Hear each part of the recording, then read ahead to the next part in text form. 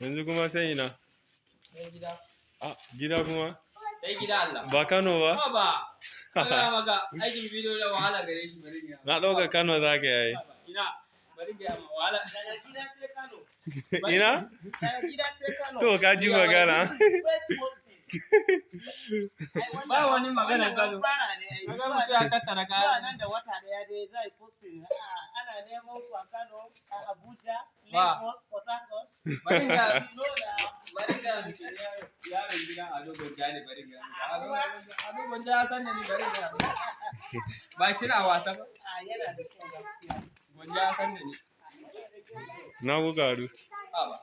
Ado Gwanja? Mutum mai mutunci ne bari ga maka. Ya san da ni bari ga. Ya san da Usman Dangata. Bari ga ma akwai abubuwan da yake yi shi yake wani bari ga. Ne zai nuna mana tabbaci. A'a. Tabbaci? Bari in je Kaduna tukun za ka gani. Sai ma ka je Kaduna kenan. Bari nan da dai ka aikin nan gaban magana. To Allah tabbatar. Allah kan zai tabbatar tun da Ado Gwanja ya rage. To amin. Dan gata kenan.